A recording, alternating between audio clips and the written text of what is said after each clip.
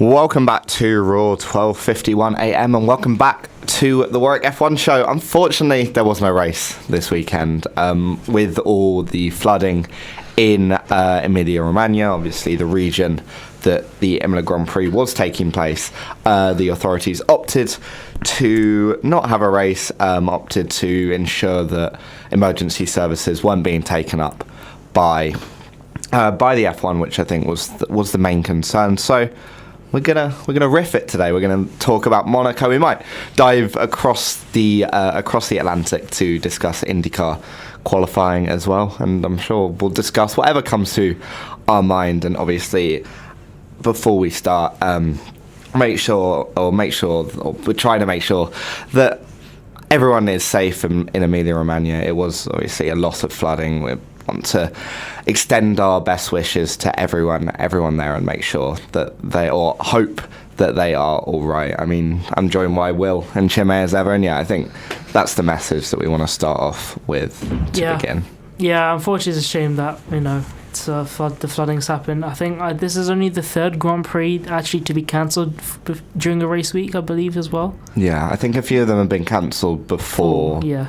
And previously it had just been, I think, due to sort of the track breaking up. I think it happened in Spa. Belgium 1985, I believe. Yeah. And obviously Australia 2020 because of COVID. No, it was obviously the right decision to do. But yeah, I hope you enjoyed our review of the Emilia-Romagna Grand Prix. Yep, great review. And we might be back next year, but it was definitely, I think, everyone in F1, the fans and the organisers. You saw the videos at the start of the week with how much water there was in and around the track. Obviously, the track just by a river, so it was really easy to see that level of flooding. And then I think authorities making the decision to cancel the race, and that decision is probably the best one. Yeah, I think everyone involved has probably handled this as well as can be expected. Obviously, no one wants to be ever put in a position where they have to make these sorts of decisions, but I think Formula One, to be ahead of the game, trying to cancel it when they did, there are a few people that would have flown out if they were there for the whole week, but ultimately most people wouldn't have been travelling that early. Actually putting all the money towards the aid as well, I think, was a really good thing. I know other teams, so Ferrari and AlphaTauri, I think, also did as the Italian-based teams. And then actually for the Grand Prix to say, similar to COVID, basically saying you can either have a full refund or have a ticket for next year, I think was also a really good thing, especially after what we saw with Spa a few years ago, where it was just dreadfully handled, I think. Yeah. Oh, they're still waiting for their refund. Well, exactly. So I think it was good how it was handled, but obviously we don't ever want to see things like this affecting anyone. Yeah, and I don't think it could have been cancelled much sooner or much later. I think they waited until they saw that the issue or the responses were occupying the emergency services with an F1 race. Because obviously you do need those emergency services in case of a big crash at the track, but occupying those services when there were obviously thousands of people being displaced, and was not the decision that they wanted to take. And going away from that, saying we're going to cancel it, we're going to donate a million, I think it was €1 million to relief efforts. We're going to say to the fans, you can have a refund, you can come back next year and potentially even host a race in the summer a bit later on. I think sometimes we do criticise the FIA. This podcast sometimes is quite an FIA critical one, but in this case, I don't think they could have handled it any better. Nah, it was a no-brainer, and I think on top of the million, I think it's the €1 million. I think obviously all the catering they had for the Paddock Club has been donated to local food banks as well. Oh, that's really good. Which is a bit of an extra as well. So, but yeah, this is probably one of the few times that we could actually commend the FIA and F1 for what they've done. But yeah, I think, yeah, I think as we've said, the most important thing is that everyone in the region is actually looked after, and that all the effort is being put towards those, and not putting more people at risk by having a race.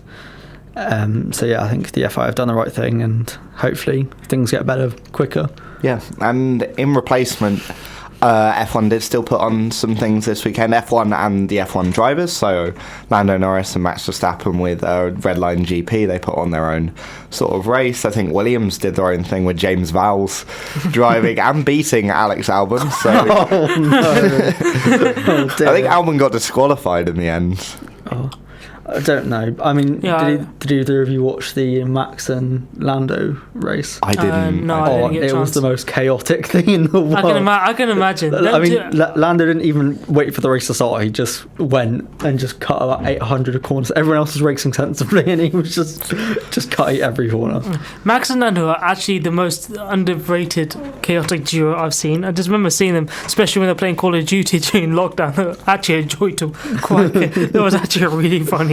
Yeah, this was sort of a return to lockdown vibes with all the virtual GPs, and I think it was good because it did raise more money for the relief efforts, and everyone in the community seemed to rally around, accepting the race couldn't take place and doing as much as they could to sort of help the community. Obviously, the race not being held is a big loss to the region. It will bring lots to the local economy, which is maybe the reason why they want to do it in August. But if they can't do that, then sending some of this money that way to help, obviously, people rebuild their homes, help them find safety is an incredibly good decision that they made. Yeah. Oh, yeah, I don't think this. Yeah. Yeah, I don't think I have anything more, but yeah, it's definitely a nice gesture, and hopefully we can see Imola come back. But I'd honestly, it's fine if it doesn't come this year. It will come back next year anyway. Yeah, I would suspect that it doesn't come back just because of like the rules around having to have at least 2 weeks off in summer anyway. And I'm pretty sure teams we'd rather have the 2 weeks before to do the extra test that I assume might even be at Spa this year, because normally there's an extra driver's test at Hungary. Well, they were going to test some new tyres at Imola, weren't they? Yes, so that's now, I think that's been moved to Hungary now, the new qualifying format that they're doing. Which is a weird format. I don't see the point of it. I think it'll be interesting. I think part of the reason is it means you use less tyres. Yeah. The Probably. environment. Yeah.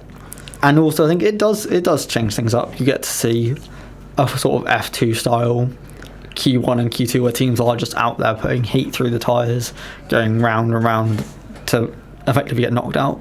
It was maybe do you remember Turkey 2020 where they just didn't pit? It was just lap after lap trying to get that heat into the tyres on the wet, cold, new asphalt that shed heat quicker than anything. Yeah. But yeah, I think the qualifying it'll be an interesting one to watch, because I can see why they why they want to shake things up a little bit, but I think let's see. It's always worth giving something a try, and maybe it'll be good. But F1 as well did put on some past races. We got the 2021 Imola, 2005. Yep, there we go. 2005 Imola, and 2008 Silverstone, and there seemed to be a lot of support for those past races, I think. Or not Silverstone, sorry, Monaco. Yeah. 2008 Monaco. They both had rain. They're mixed up in my mind. 2008 Monaco. A lot of support for watching those past races. A few takeaways. I mean, it exposes that people do want to see those past races. I know they're available on F1 TV, but you can't really access F1 TV if you're not in certain countries. I think the UK struggles a bit with accessibility, but I think people want to see these races that were or are now historic. I mean, 2008 Monaco is now 15 years old, and that's how old we are. I think as well, like we say, there's a lot of new fans, especially through Drive to Survive, and since 2021 I think it might be the first chance they get to see these races. So I think having more awareness for the older generation, the better sounding cars, the arguably the better actual racing strategy, and actually having to overtake without DRS and all the added bits of KERS and just ERS now or whatever. I think it's good for new fans to get to experience those old races. Yeah, I mean, do you think that they should put on like an old race every week? Like so when there is Silverstone coming up, put on, I don't know, Silverstone 2008, and there's Hungary coming up. You could go Hungary 2014. That was a really good race. Do you think that would be something good that F1 can do to? Cause obviously we've had all these new fans come in. Yeah. We want to be able to keep them, and you can show them this is what it was like, and this is how. Even when you do maybe have races that are a bit more boring, this is how good it can be. Yeah, I think just to give. I mean, just showing historic events in general is just really good. I mean, I see it in cricket all the time where they always keep showing the old events. For example, the 2019 Headingley match. Yes. And, watching that legendary partnership between Ben Stokes and Jack Leach. So it's historic moments. I think it's for both old and new fans as well. It's something nice to show because obviously they are the greatest moments. It's the moments that people remember, So it's, I've got no complaints on it. Yeah, that Headingley one. I just remember watching that during lockdown, and it might have been top 3 lockdown hours. Yeah. Oh. It was a good partnership. And as well as that, there was, I guess maybe you look back and you see the good side, but you might also look back and see the bad side. And that was with 2005 Imola, and how few overtakes there actually were in F1 back in the day. I know we said a few weeks ago that refueling was the answer to all our problems, but maybe it's not. No, it's a tricky one. I think Imola itself doesn't exactly lend itself to overtaking. And then I think it was the old layout as well, I believe. What, without the chicane at Tamburello? Maybe. I think there was a final chicane as well. Oh yeah, why did they do that? It's such a weird final chicane. It would have been better like halfway down the straight. You'd have 2 overtaking spots, I guess. But it's a funny one having kind of the old races oh, I wish these cars were here with DRS. That would be amazing. V10s on biodiesel to satisfy everyone. And then so you get the sound, you get the driving. They just need to be smaller. Skill. Yeah. It's hard. It's hard to find the middle point. What was it? It was the Schumacher overtake on Webber at the Variante Alta. And he just launches it through the chicane. If you did that in a modern F1 car, it would be all over the place out of the exit and probably end up in the wall. Yeah, especially if I was Nick De Vries trying to dive in the inside. We can't keep slandering Nick De Vries on every episode. There's been no race. But Latifi's not here, so what are we going to do? De Vries only. We don't have Latifi. We don't have Mazepin. Who else are we going to slander? So Mazepin. So it was Mazepin, then Latifi. Now it's De Vries. Speaking of which, his job might be in trouble with Liam Lawson winning again in Super Formula, second win in 4, and it just shows that Liam Lawson is a really good race driver because he almost won DTM apart the shenanigans that finale hadn't happened. If anyone wants to find that, please, if anyone wants to know more about that, just look up 2021 DTM finale. If you thought Verstappen Hamilton was controversial, that's almost as controversial. But he almost won DTM at the age of 19 in his rookie season. Wow. He's gone into Super Formula. He's leading the championship with 2 wins in his first 4 races. Yep. Could you see him in that AlphaTauri by the end of the season? I can definitely see him. He's definitely on the front lines at the moment in the Red Bull Academy to get that second AlphaTauri, because it looks like Tsunoda's really stepped forward. So at the moment, Tsunoda's looking very concrete at that seat. So there's definitely a good chance.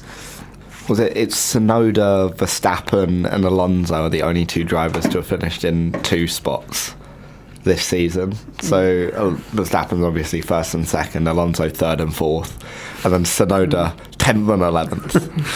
Yeah, I think I saw somewhere that it was reported that the only 2 drivers that could come in would be Lawson and then Iwasa. So I don't think they particularly want to put Danny Rick in that car. That'd be a bit. It would be a backward step for Red Bull or AlphaTauri. I mean, why would you put Danny Rick in the car? He doesn't need to be there. No. He's not going to stay in the car. You may as well go for Liam Lawson, who might have a future in the car. As well, I think it might have been before the last race actually, where Danny Rick was saying about how he can't wait to show everyone what he's still got left in him in a practice session in Silverstone. I'm like, that's, if you were a good enough driver, you would have shown it all of last year when you had the chance. That's also threatening the rain gods with some particular vengeance, especially with the British summer. Yeah, and Red Bull was like, well, we're not running you today. No, but Lawson, he looks on top of it. Super Formula, how many license points do they get? Because I feel like, is it less than F2? And I feel like it should be the same, because Super Formula cars, are they quicker? They might be quicker than F2 cars. Don't know. Right, I'll fill the time while my co-hosts Google. Yeah, but Lawson, he is performing, and that is the thing. It's more, if De Vries just continues to not perform, and if that AlphaTauri is obviously always the case of, is Tsunoda outperforming the AlphaTauri, is De Vries underperforming the AlphaTauri? But if it is the latter, that they are underperforming and that they can get more points, and that they do need two drivers up there to get points, then if De Vries can't do it, then Lawson can, and by all indications Lawson can, then he will maybe have the step up. Right, what are the answers to the question? So Super Formula, if you win, you get 25 points, and just as a so as a benchmark, you need, I think it's at 40 points to qualify to get super license, isn't it? Yes. So obviously, if you get in first, second, or third in Formula 2, you automatically get it. Fourth place is 30 points. Fifth place is 20 points. With Super Formula, it's the same points as the Formula Regional European Championship as well. So it's 25 for first, 20 for second, 15 then 10. Okay. So it's actually less than Formula 3. Yeah, but what I found quite interesting actually looking at this is IndyCar, you get less super license points for finishing second and third than you do in Formula 2, which seems ridiculous. I think it's not an FIA run event, and then so Formula E you don't even get enough to, you get less than F2. Yeah, that was Formula E. Yeah, and the same with WEC. Yeah, you get the same for WEC as you do Formula E. And Formula 3. I kind of understand the WEC one, because it's going from like closed cockpit 2-seater. That's normal racing. Yeah, it's quite a different transition. Yeah, it is. I mean, Formula E was electric, and they. Yeah. But the fact it's the same as Formula 3, I find a bit. What, Formula E and Formula 3 are the same? And WEC hypercars, that is, not LMP2, just hypercars. Yeah, LMP2 is less than Super Formula. Yeah. So it's a bit messed up. They need to revisit this, I think. I don't mind the WEC hypercars. I don't mind the WEC, but I think Formula 3 has too much. Oh, yeah. And I would argue that if you're going to give first, second and third 40 in F2, you should definitely get it in IndyCar. I think that F2 should be the highest, I think, but not as high. And then it should be IndyCar and Super Formula should be equal. Because you look at those Super Formula cars, they're the closest sort of cars to F1 cars, along with IndyCar. Yeah. They're a step, I'd say they're even a step, like, IndyCar's probably a step above F2. Yes. I think as well with IndyCar, to actually get first and second in the championship, you're beating some of these former Formula 1 drivers. Well, yeah, I mean, Grosjean and Ericsson are doing well so far. Exactly, and so you have someone that might finish above them, but not qualify for a super license, which just seems a bit silly. Well, yeah, I mean, it happened last year with Colton Herta. Yeah. And that's why we've got De Vries now. Yeah. I mean, you can get them through, practice sessions, through, tests. You have to run a certain number of miles or something. Well, do you think that they need... I mean, they clearly do need to rework the super license. They only came in because Max Verstappen was too good at everything and decided to drive an F1 car before a real car. Yeah, but I don't see what's wrong with that. I think he's proving everyone right, effectively. I do kind of see the point. I understand it, but it shouldn't be as strict as it is. Yeah, putting 17-year-olds in F1 cars is only... And I guess you could argue that his early career does indicate why that is a bad idea.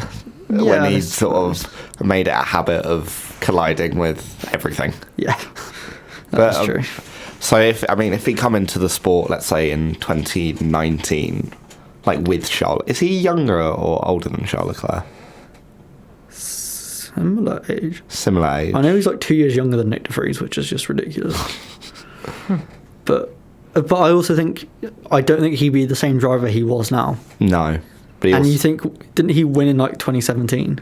he won in what, a 2018. race? Yeah. Yeah, he won in 2016 with Well, he's actually, the Spanish Grand Prix. which is what, his second or third year in the sport? It was his first race for Red Bull Yeah. because he replaced. Is that a second year in the sport? I think Second year. he did practice. Yeah, Because 2015 was his first season. I think he did a practice in 2014. Yeah, but Yeah. other than that, Like- so actually you can say that.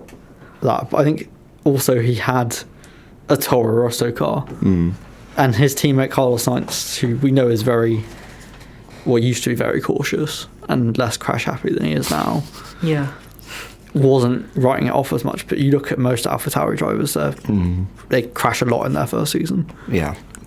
I mean, you see obviously with the Monaco Grand Prix coming up, you see the clip of him like getting past Bottas behind Vettel. And I think that race just demonstrated early Max Verstappen really well, like really clever, really quick, and then really and then obviously he collides with Grosjean straight into the barriers of turn one. Yeah. And like that's Max Verstappen's early career in a nutshell. And I don't think it's controversial to say that. Obviously now he's completely different. He is very, very consistent, very, very quick, and likely to maybe go on to win the title again this season as well. Yeah. Unless some shenanigans happen. Ooh. Speaking of shenanigans that could happen, Mercedes, and I'm good at the segues. Mercedes are now bringing their upgrade. Well, they were going to bring it at Imola. Obviously, Imola didn't take place. They're now bringing their upgrade package to Monaco. What do we think of that? Because that has been... We'll make this final segment before we take a break, and I'm sure there'll be more stuff to talk about. But what do we think of bringing an upgrade package to Monaco? It's a bold choice. It is quite bold, because if it doesn't work, you're done for in qualifying. If you're done for in qualifying, you're done for the race. Yeah. But I guess their idea is it can't get much worse. It depends what you want to learn. If you want to learn how you're going to follow behind cars, it's perfect. Yeah. Because they're going to be stuck behind Alonso again or something silly like They that. actually will. Because the Red Bulls are going to drive off into the distance. Yeah, but with Spain the week after, I don't know why you don't just keep it there. A traditional track where you do all your testing, well, historically, not so much now, but one that is basically used for testing. Why not just give it a week? Like, you're not going to gain 20,000 points from...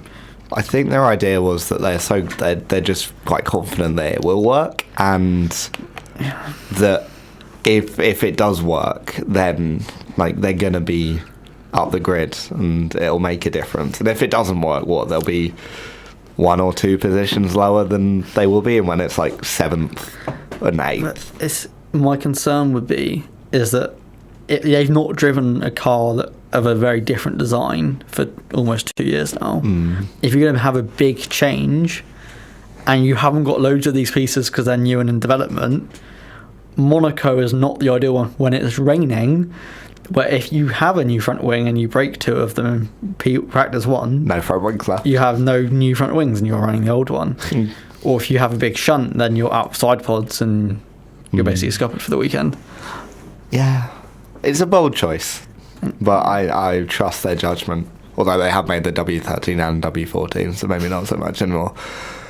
But, I mean, what do you think? Do you think should wait till Spain or just bring it to Monaco and see what happens? I mean, it is Mercedes. It's not like they've not got the money as a Red Bull fan, yes, please bring it to Monaco. But no, but for Mercedes, I think why would they just? I'm thinking why could they just leave it until Spain? Because the thing is, Mercedes theoretically could be quick at Monaco because pretty much it's just all low speed corners, but.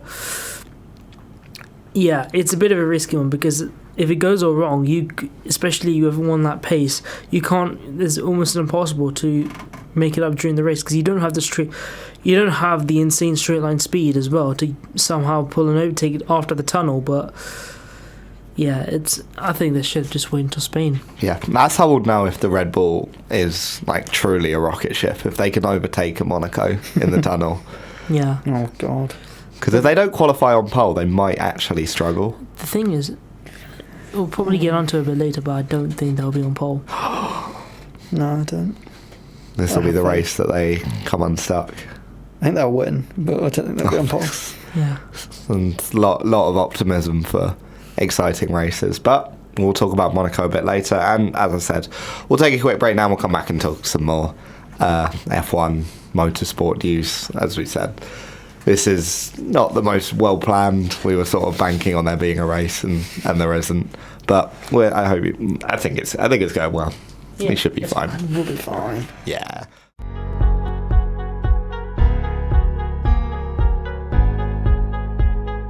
As we have been saying, there is no F1 to talk about this week, so we're just hopping around the world of motorsport to discuss results and things that have happened. And another thing that has happened has been over the other side of the Atlantic, in the home of the free, the land of the brave, definitely the other way around, was the Indy 500 qualifying. And Will, I think you watched it, and you'll probably be able to take us through how convoluted it is, because I wasn't watching it. I had no clue what was going on. See, I think it's a very interesting way of doing things. So basically, on Friday, so how it works is you do a qualifying 4-lap average, and it's done speed, not time. Well, so, I mean, that is time. Effectively, yeah. So how it would work is on the Friday final practice, it's called Fast Friday, and don't ask me why. And so basically, in the order you finish, you then go and draw your position for qualifying. So because the track conditions have a massive effect, so because of the time they start, it's quite cool, and as the track gets hotter, it's harder because the tyres basically melt. Yeah. So they go away quicker, so you can't actually get the higher times. So you want the better position. You want to be earlier. You want to be as early as possible. Unlike F1. Yes. So that's why they have it as a draw system based. So it's random. You basically go and pick your slot. And then you pick get 34. So I think Takuma Sato was the fastest on Friday, and he went like 20th. So it doesn't always benefit you. And then so you each get one guaranteed run, and you go out, you do your 4 laps with no one else on track, and then you come in. And then once everyone's gone, it's until the time runs out, you can then keep going, and you have unlimited tyres and fuel or whatever. That's the complete opposite of that one. But there's 2 lanes you can go into, so you can either join lane 2, which is just a queue, and you just go one at a time, and you don't sacrifice anything. It's just when you get to the front, you can go. Yeah. Or you can go to lane 1, but you sacrifice the time you've set, so you have no time. Oh, so you can risk it. Yeah, but because there's 34 qualifying and only 33 get in, if you ditch your time and then crash and you don't set a time, you're automatically out because you haven't qualified full stop. Was it Sato very, very close to crashing? There were a few of them that had a very close call. I think Canapino hit his right rear and had a bit of a wobble. But yeah, so that's how it works. And at the end, the top 12 go through to a shootout on the Sunday, and the bottom 4 come back on the Sunday as well. So positions 30 to 13 are set based on the times. Okay. And it's quite dramatic because at the end of the Saturday, if you're like 31st, you're like, sorry, I'm going to ditch my time. And so the person that might be 30th might be at the front of the Q2, but can't go out. So it happened. So Christian Lundgaard was 33rd, and his teammate Catherine Legg was 30th. Yeah. And he went out, and she was at the front of the queue, so she would have been next, but he went out with no time to go. So he got the last run, and he didn't quite get it. So he came back. Wait, so if you're in... So lane 1 was the queue lane, or is the other way around. So lane 1 is basically you sacrifice your time. So can lane 1 just bump lane? So if there's someone right at the front of the queue and they've not gone yet, I can be like, I'm going to bolt for lane 1 quickly. Yeah. So lane 1, you skip the queue. So you skip the queue, but you have no time. That's cool. So if you're like 15th and you're like, you know what, I'm quick enough that I'm not going to drop out if I set a time, but you want to get into that fast 12, it's called, then you will sacrifice your time and skip everyone. But what is quite funny is to hold people up, because some teams have 4 cars. Yeah. You can just put your car in lane 2, and if you get to the front and you're not ready, you can be like, no, I'm going to go to the back. So you can basically just put your 4 cars in a row, stack them up, and be like, no. No, and you just hold people up basically and make them go into lane 1. And I'm guessing there's a certain time limit where no one can jump you. You can't be like literally about to go out and someone like, No, hello. The race directors will say, okay, it's your turn, and then once you're fired up, because they have to actually fire the cars up in IndyCar, then you can go, like, then it's your turn. And there's always only one car on track. Yes. So you have to wait until the next car's in, so that way no one gets a tow, so it's not disadvantaged. Otherwise, if you had 2 teammates in a row, you just give the second one a massive tow. Or like cycling style, like the yeah, velodrome. or like you see in Baku or Mexico. Yeah, so that's how the Saturday works. Okay. And then the Sunday, you have the top 12 get 1 lap each at that point, and you go. And then the top 6 make it through to the final pole shootout. And then the bottom 4, and you go in reverse order to what you qualify. So slowest goes first. So, despite the fact that... Yeah. Okay. But hypothetically, because it's within an hour, the difference doesn't change that much. So how long was Saturday? Is it what? 5 hours, 6 hours?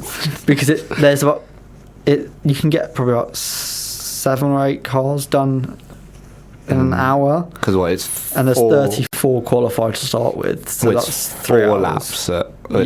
It's 7 laps technically. Yeah. I know they have 2 warm-ups to 4 and then a cool down. Yeah, and it's about 233 miles an hour flat out. Yeah. And like basically, if you come off the throttle, that's done. Yeah. Like, you're done. It's silly. And then so back to the Sunday, after you've got the final 6 sorted, you go to the bottom 4. They each do a lap, and then it's an hour session, and everyone else it's the same as Saturday. You can go as many times as you want, but because it's only an hour, realistically, you get 1 because the engines are so hot, they can't run at optimal speeds. So you go out and again until one person is disqualified from the Indy 500. It doesn't qualify. Race. I'm pretty sure you pay like $1 million to enter the race. Oof. So you get some teams that just race at Indy. So you could pay this £1 million or dollars or however much it is and not enter. Well, because that happened to Alonso in 2018, I want to say. No, I'm not too sure. I think... that seems right. Yeah, I think because he raced at 2017, was doing really well until his engine... Honda engine. Went kaput. Honda engine and Alonso. And then he came back in 2018 and they got bumped by like the tiniest team. Yeah, by like 1/10 of a mile an hour as well. Yeah, and hadn't it been? I think I remember the team had a crash like the night before, and basically the entire paddock decided to lend them stuff. Yeah, it was something silly. Like they basically just managed to fluke their way through against this like McLaren powerhouse. Not that they are not to the same scale they are now, but still a big renowned name basically. And I think I read that the mistake they made was they got a setup sheet that cost I think about 600k. And they did it in imperial instead of metric units. That wouldn't surprise me. Yeah. Or it was either metric or imperial. Either way. They did it in the wrong units. Oh dear. And that cost them a spot, $1 million and a spot in the Indy 500. Yeah. But yeah, so who was it? Palou got pole. Palou got pole. Yep. Rinus VK was second, so he's the Dutch driver, which ironically, if he had been on pole, we wouldn't have had F1, but we still would have had a Dutch driver winning something. Well, because wasn't... who's that? Oh, Ferrucci almost got pole. Santino Ferrucci. It just his American flag car or whatever. Interesting character. Yeah, very energetic. But yeah, so you had that, and then Rosenquist, who used to do Formula E, I think, was third. Yeah, it was interesting. Because so basically there's 33 because the first race was 33 for safety, and they've just been like, oh, we're going to make it 33. Yeah, pretty much. And there's like 33 spaces on the grid in theory, like to line up because it's 3 wide and there's 11 rows. Yeah. Did you watch qualifying? I missed out on qualifying because I completely forgot about qualifying last weekend because I just was being very lazy. So but no, I'm definitely watching the race this weekend. Oh yeah, it's Indy 500 is always a good race. Exactly. Well, you got I'm saying Monaco, the Clarendon. I literally go to my mate's house at the opposite end of the road, watch the final match, and then matches of the season, and then go back to Clarendon or somewhere and watch the Indy 500. What a day! So the grid, I'll read through it quickly. Palou, VK, Rosenquist on row one. Then Ferruccio, Ward, and Dixon. Scott Dixon, 7-time champion, never won the Indy 500. He has. Has he? Yeah. When did Once. he Yeah, so he has. 2008. Oh, do they just keep going on about it because he hasn't won it since 2008? Yeah, And he's been won in 7. like very close so many times. Yeah. And last year he probably would have had he not sped in the pit lane. Oh, I remember that. He just locked up and then just took himself out of contention. Then Rossi, I thought Rossi was looking really good for. He was. First. The McLarens didn't fare so well on the Sunday. Okay. Their tyres were just getting away from them. So Rossi, Sato, and Tony Kanaan, who TK. he's been around for Yeah, it's donkey's his years. final ever Yeah. Indy 500. This is 22nd. 20 seconds. Has he won it before? Yes. Good. Because I feel like if you've done 22, you I need to have think- won it at least once. Yeah. I think he has. I'm sure he has. Yeah, so then Ericsson, obviously, driver we all know and love. Yeah. Last year's winner. Last year's winner. Yes, he was. Yes. That final lap was so intense. It was So very, good. very, very. Because what was it? It was Ericsson v Ward Yes. in the McLaren, and then he didn't get him. Ericsson in his husky chocolate. Just held on. Because I think he got cut, like almost cut across him, which you can do in IndyCar basically. Yeah. I mean, obviously, if it goes wrong, Yeah, there then are you look like an idiot. quite major consequences. Yeah. Then Benjamin Pedersen, Will Power, Ed Carpenter, Scott McLaughlin. Obviously, these are just names that It's Americans. everyone knows. Bot in names. IndyCar. Yeah. Carl Kirkwood, who won in Long Beach. Connor Daly, Joseph Newgarden, Ryan Hunter-Ray, Roman Grosjean, a guy we all know and love. And Yep. it wasn't Andretti's best week. No. No, they are. Oh yeah, they're very They're- light. they're- they had a none of them did stinker. well. So Herta wasn't great. No. Kirkwood was probably the best. McLaren did well. They had third, McLaren fifth, and ninth. Chip Ganassi both had good weekends. Yeah. Yes, they did. Penske had a meh. Will Power got into the fast 12. But I think he was 12th anyway. Yeah, he was. Castro Neves, 20th. Always, like, he's won it, what, 5 times? 6 times? 4 times. 4, But that's, like, almost the record. which is silly amounts. Yeah. Especially with how, not lucky the race is, but how much can happen. Well, I think as well is because it's a spec series. So it's basically if you have a good engine and you have a good setup, then you've got a good chance. Yeah. Which is why you see it was quite interesting on the Sunday because you had 4 McLarens in that fast 12 and they were quite spread out between when they were running Okay. because of where they finished on the Saturday. So Pato Award finished his run, gave some feedback. It's like, okay, you need to do this for your setup. Tony Kanaan went, they changed something else, and then it kept changing over and over again. Yeah, you may as well. Yeah. I mean, you want to get McLaren up there. Colton Herta, obviously F1 bound, maybe not bound, we don't know. In 21st. Simon Pagenaud, winner 2 years ago, I want to say. Don't know. Can't quite remember. The name rings a bell, IndyCar related. I think he was either close or almost up there. David Malukas, Marco Andretti, is he grandson of Mario Andretti? I don't know. I know he was on pole a few years ago, though. Yeah. Stefan Wilson, Devlin Di Francesco, Augustin Canapino, Callum Ilott. Yeah. No one loved Callum He Ilott. had a very interesting weekend. So basically, because they have testing at IndyCar from like the whole of May. It's just like the whole month they're there. Yeah. And he was so unhappy with the car the whole time. Like, so on the Friday, they were basically like, we're changing the whole car. They went back to the chassis. He ran at the previous oval and changed it and had 14 laps of practice over in that car itself, while others had days of running basically. And so he had like 3 runs on the Saturday. He managed to sneak through without the bottom 4. After his first 2 runs, he almost ended up straight in the wall on the first lap. I have a feeling he might not finish the race. Well, he was. Do they get practice from now till? Yes, so there's a Sunday? practice today, Okay. and then it's called Carb Day, I think, on either Friday or Saturday. I think it's Friday. Yeah, I Well, think it's like Friday. the final data gathering. Can you imagine if like F1 did this for like Monaco? They just get to go around like days on end. Yeah, but the thing is with Monaco, there's like no overtaking. At least with IndyCar, there's so much overtaking. And actually, the stakes are so. If you crash, you can die. Which I know is the same with F1, but it's so dangerous. So Pelode was averaging 234.2. Which is It's about 480 it might be the kilometers an hour. fastest ever, I think. I think it was I want to say it might. I think one of the second, fastest ever, yeah. like fastest or second With fastest. 234 point. What was the? So 234.217. Which is just insane. That's ridiculously As an quick. average as well. Like they were going round into corners at 240 plus miles an hour. 380 kilometers an hour, basically. Oh my god. We could get up to a 4. No, they probably. No. They probably The won't go highest that quick. first lap speed anyone had was 235. That's fast. Yeah. That's too fast. It's terrifying. That's the thing. Doing corners at that speed as well. Yeah. This I is mean, what- it's not, I mean, they only go left. And the cars are set up. But it's so weird because some drivers have it. So when their steering wheel is going right to start, Yeah. the car is facing What is it? It's straight. not. It's not. What's that called? Is it camber or lock or? I don't know. I mean, I'm not too sure. We're not the mechanics. So. No.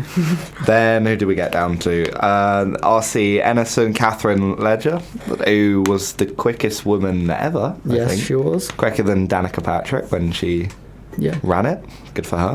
Yeah. She's been in and around IndyCar for a long time. I think. I think she won won a race in 2005. I want to say. Yeah, probably. I don't know. But you out qualifying your team, your whole full-time team. teammates. Yeah. Then Lundgaard, Stingray Robb, and Jack Harvey, who knocked out Graham Rahal. Yeah, so Which is a bit awkward, that one. it was really bizarre as well. So they all went round and it ended in that order apart from Rahal and Harvey were the other way around.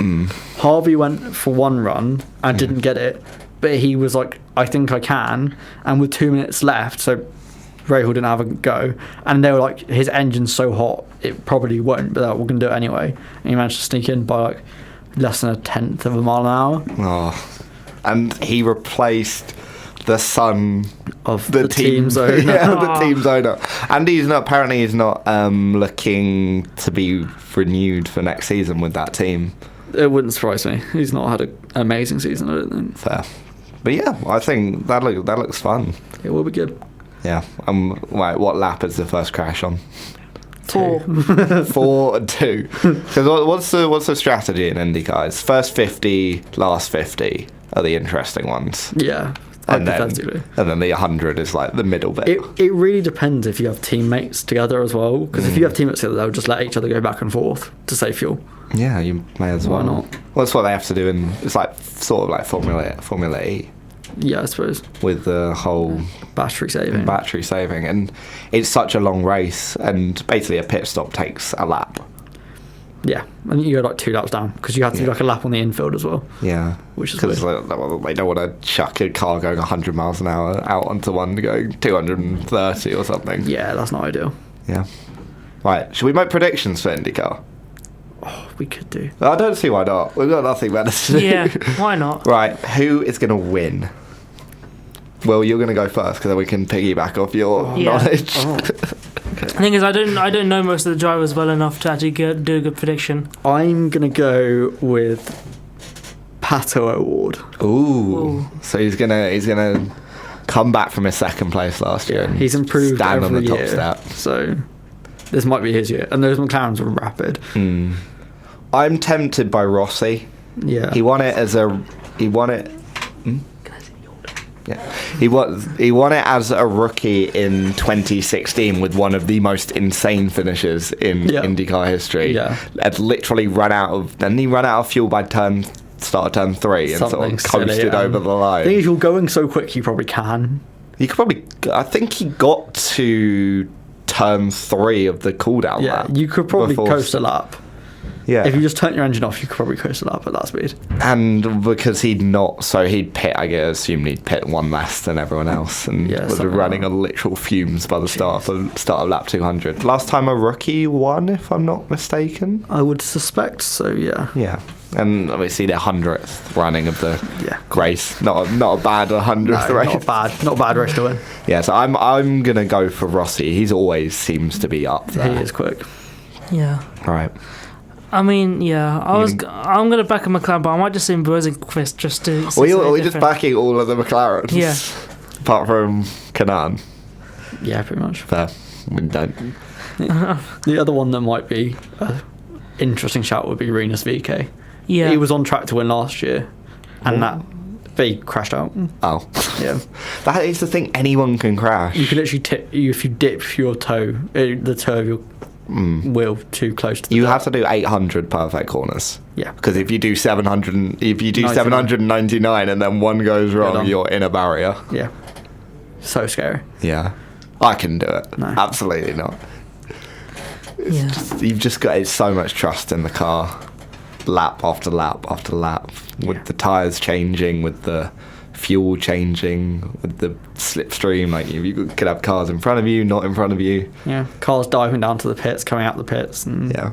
It's when they do like that snake along the straightaway. Yeah. Like, F1 rules do not apply here. So, You can move as much as you want. yeah. Because they've all got spotters and everything to tell them if they've got cars inside. Which I think is No, sensible. they definitely should. Yeah. Because you can't really rely on... No. How many cautions are we getting? How many do you get on average? I don't really know. Like, it's probably 6 or 7. Yeah. Something like that. Something like that. Depends, I suppose. Cautions, precautions, or something like that. I mean, last year, there weren't too many... So that's like, what, 4? 5? Yeah, there were... last year's race, it was interesting, but it wasn't the most exciting. Yeah, I think if you get like 6 or 7, then you're in for a good race. It's just when they come out and they ruin, like, one leader or something. Yeah, it's like everyone pits and then someone gains, and there's like a caution like 2 laps later, and then Well, it's 'cause everyone you- else pits. And You want to pit before a caution in IndyCar because they close the pit lane, don't they? As far as I'm aware. yes, you can't pit straight away. You have to wait a certain number of laps before it can be opened up again. So it's like the opposite, almost Yeah, the so opposite. everyone of bunches F1. up and then you go Then in. you pit. So if you pit like a lap before the caution, Yeah. you're jumping up 20 Yeah. spots. But then also you don't want, if you stay out, because the tyres are so cold, you can't do the 234 mile an hour. So it's like whether you rather have a shorter stint at the end on fuel and be able to push the whole way with no fuel saving, Yeah. or hope there's caution. Well, it's probably... Oh, yeah, because we've seen that last few years. I think that happened... The one I can think of is it happened with Danica Patrick. She was leading and just praying for a caution, and then it just didn't pan out. But, yeah. It's a good race. Yeah, it will be good. Make sure to watch it. Oh yeah. Got any other predictions? It's quite hard to predict. Roman Grosjean will crash out. I hope he won't. I hope he doesn't, but he's not He probably will. historically good on ovals. No.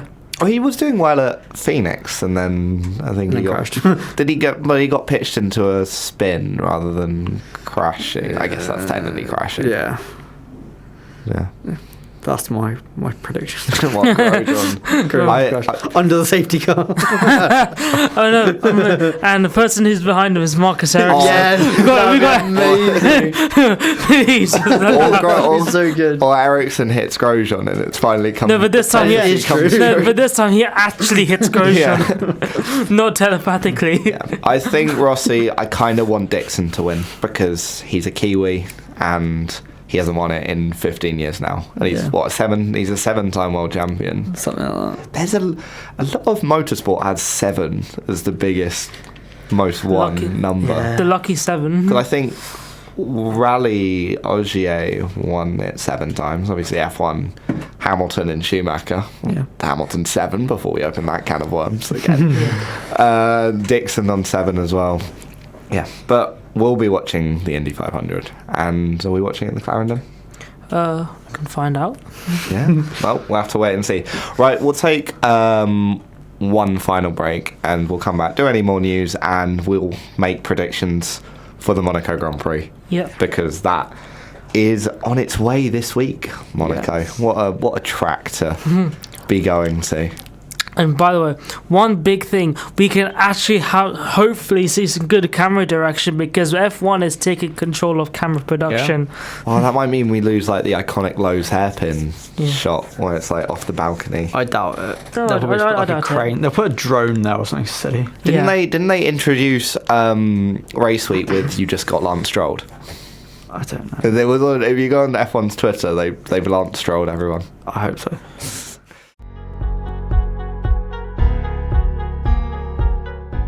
Welcome back to I wanna the stick with most of it. final segment. Mate, we're doing a show. It's fine. Well, this has been slightly less structured. We've been slightly less structured show for today, obviously. As ever, Imola unfortunately cancelled. But that's okay, because we've got a great race coming up that's definitely a great track that is easy to overtake and should provide fun racing. Oh wait, it's Monaco.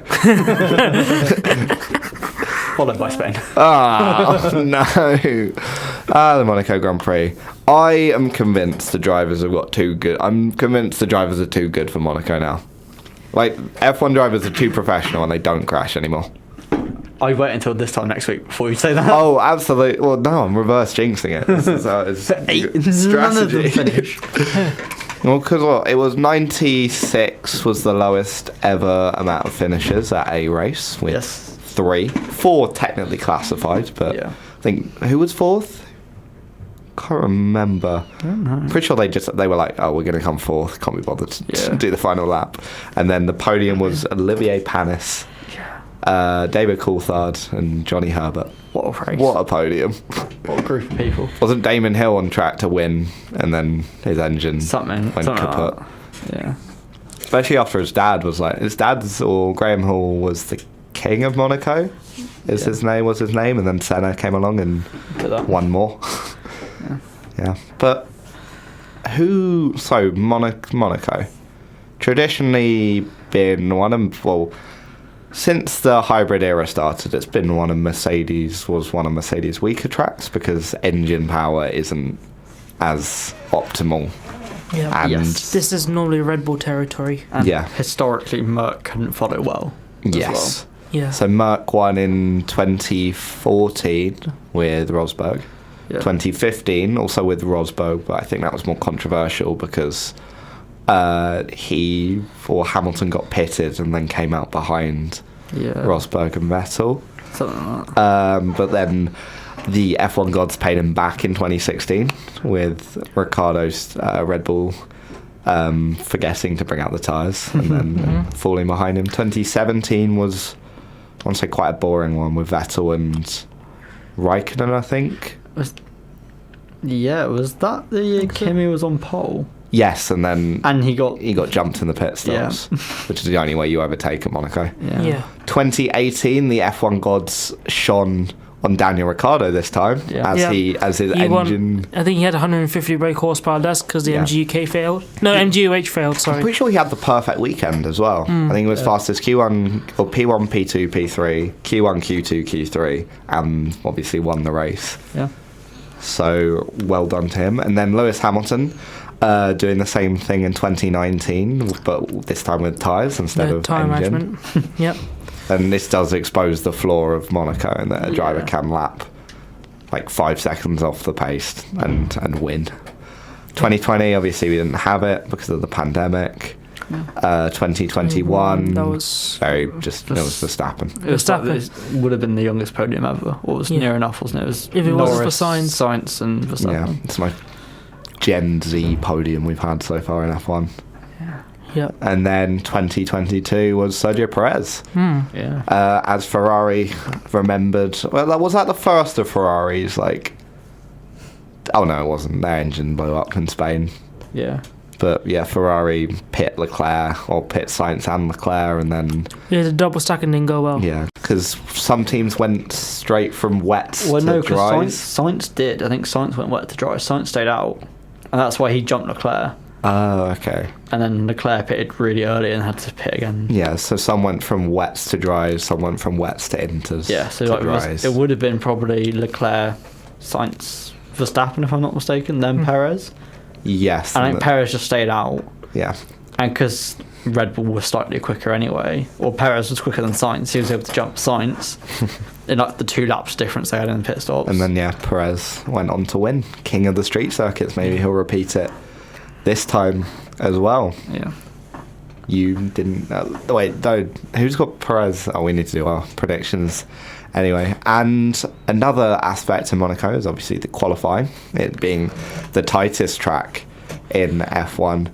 I think fair to say before the introduction of Saudi Arabia was the best qualifying to watch of the season, now maybe a bit more debatable as to whether Saudi Arabia still stolen that crown. I think personally I still prefer Monaco a bit, but we'll probably be, if we do talk about it next week, there might be that case of should a driver who causes a red flag finish where they were, because that's happened with Leclerc in 2021. And Perez in 2022. Yeah. So we'll probably be talking about it.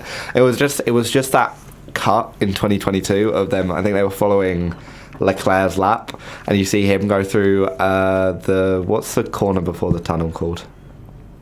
The corner before the tunnel. Yeah. You see him go through it, and as they cut to the next camera angle, you just see a Red Bull spin into shot. Science just comes round and just can't avoid it at all. Yeah. But qualifying is fun. We might get some entertaining ones, and there's rain looking like it's on the horizon. Hopefully not as much as we got in Imola. I've just come up with an excellent solution to if you cause a red flag.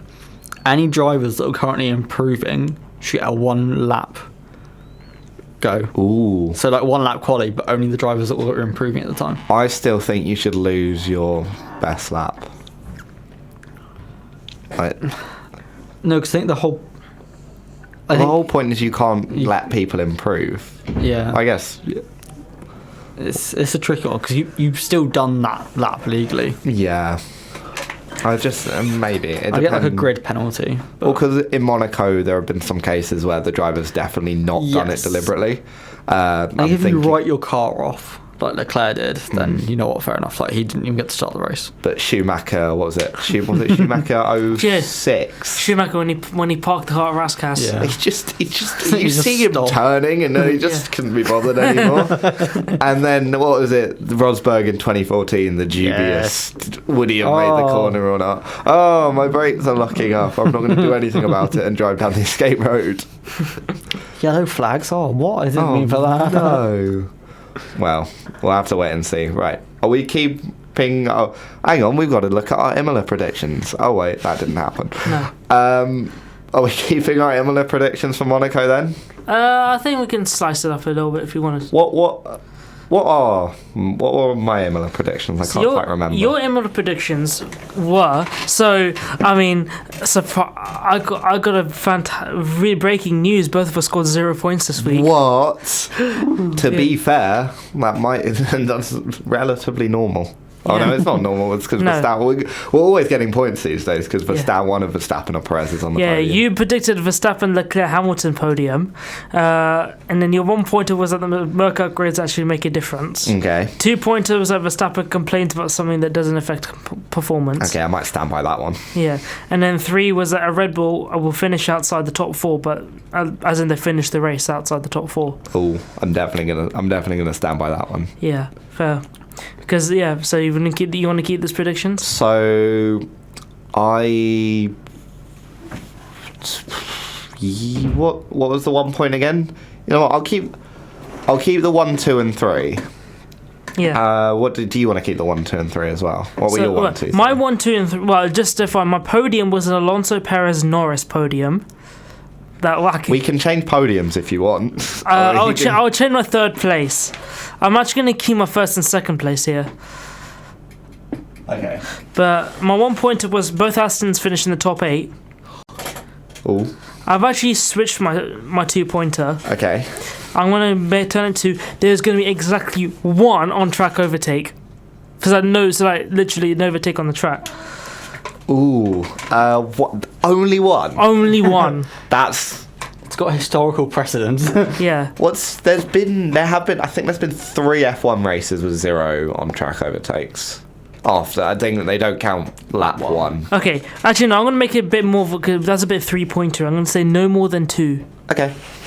I think there'll be more than 2. Depends on a Red Bull start. Yeah, basically. Yeah. Or whether it rains or not. That doesn't include like pit stop overtakes or anything. It has to be like on track, side by side overtake. Shown by the camera or and shown by the camera. Let's not make it too difficult. and shown by the camera as well. Or we can add that as well, but. So and then my third one. If it's a replay, it doesn't count. Oh, they're probably more likely to be Yeah. replaced. I think Yeah. you're right. Well, Right. And my third one, I've changed my 3-pointer as well. Leclerc will crash out of the race when he's in the podium position. oh, that's not a 3-pointer. That's a 1-pointer. No, he has. Yeah, but this is in the race. Because what Leclerc's form at Monaco has been 20.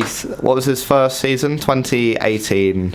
Gets rear-ended by Brendan Hartley, whose brakes had admittedly failed, but I think we keep the narrative going. Yeah. What happened to him in 2019? I think he locked off at the bottom of the tunnel and went straight on over the back of someone or something. Or was Oh, no. 2019 was where he started from the back and then just tried to muscle his yes, way it was through. his first year in Ferrari, and he And then his tyre got shredded by Grosjean, That's and right. then in his anger he drove back to the pits far too quickly and Yeah. destroyed his floor. yeah. And then That's 2020 didn't happen. 2021 put it on pole, put it in the barrier, didn't start the race.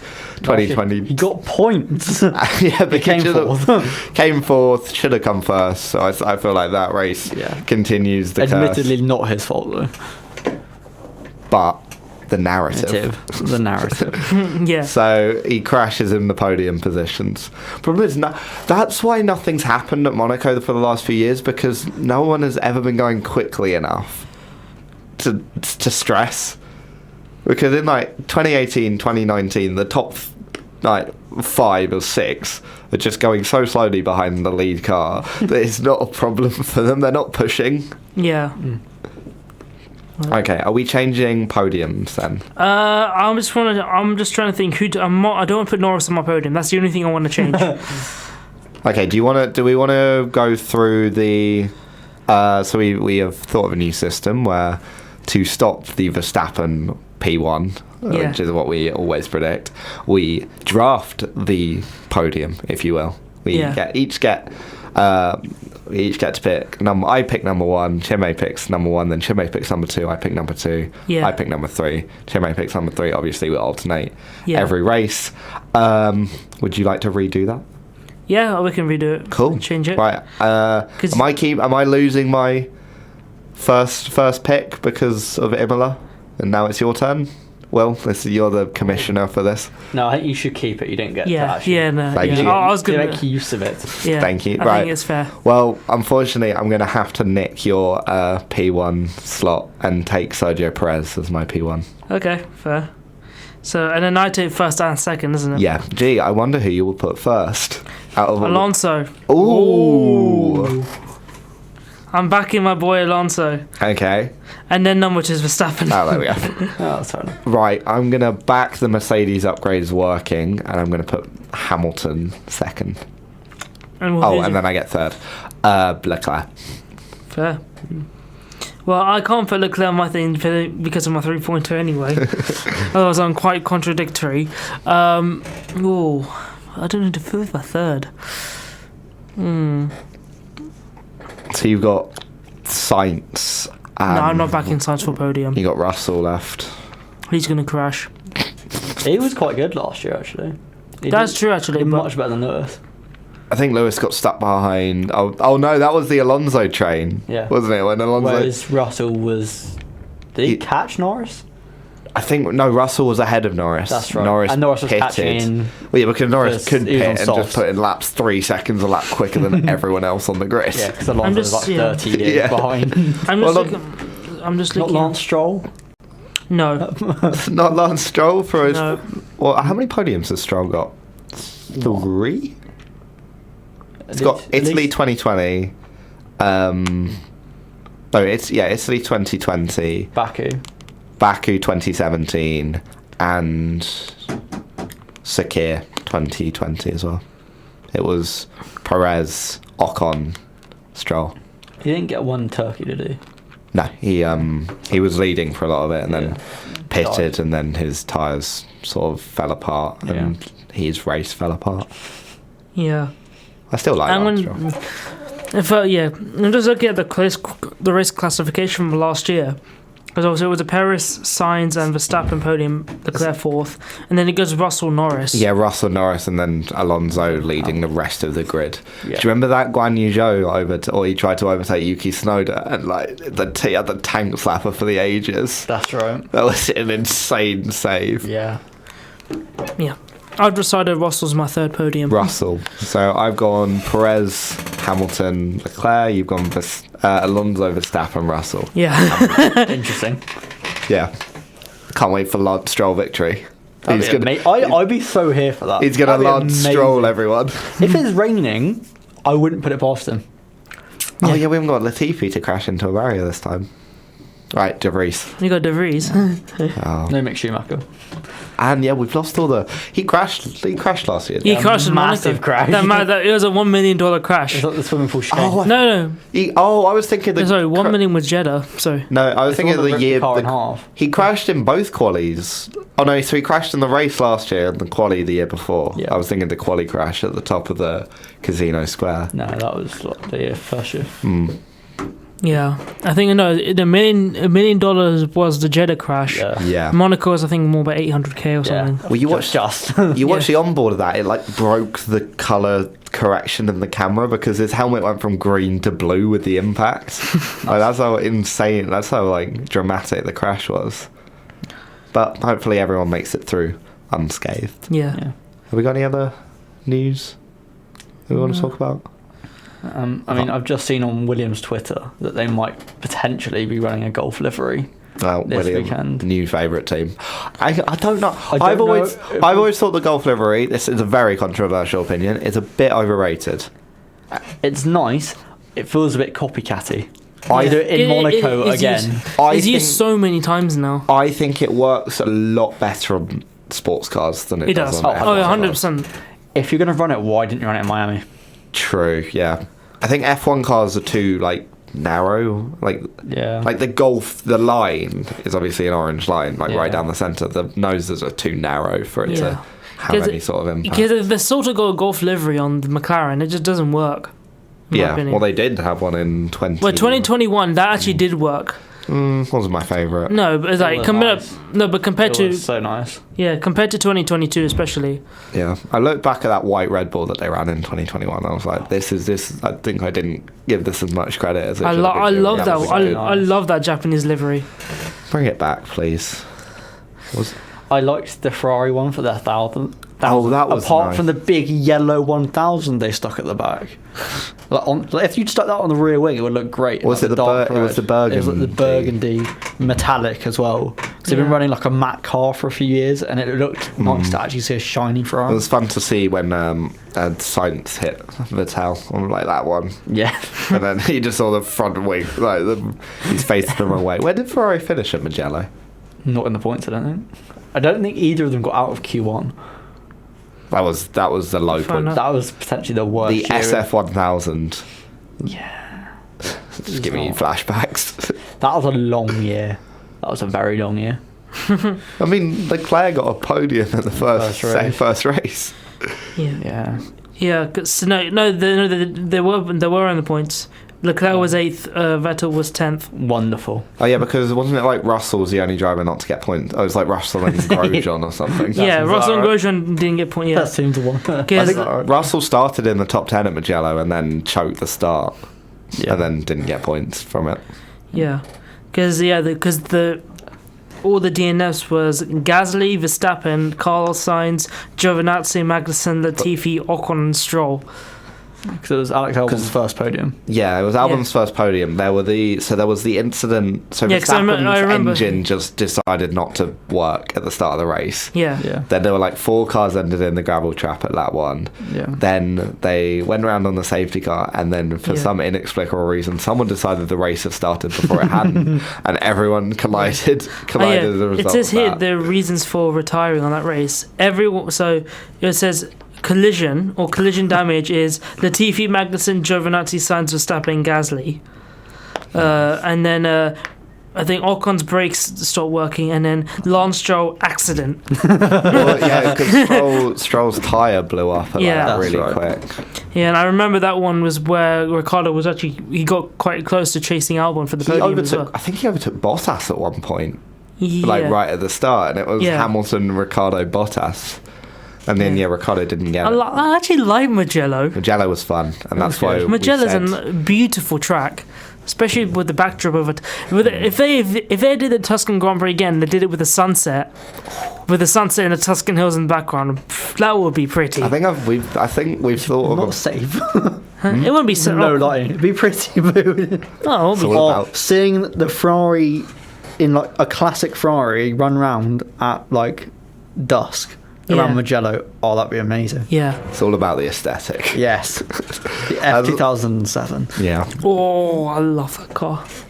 I think that's my wallpaper actually. Right, we will have to finish this in a second, but I always thought the 2007, 2008 cars were too complex. There was so much like bits sticking I off love them.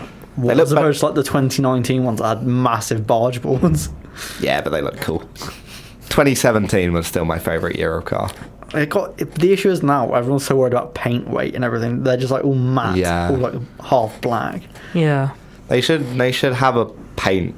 They should all be like. Everyone should be required to do a special livery at one point. Or not even that. They should just all be required to have like X amount of paint on the car. Yeah. Like no carbon fibre shown. Yeah.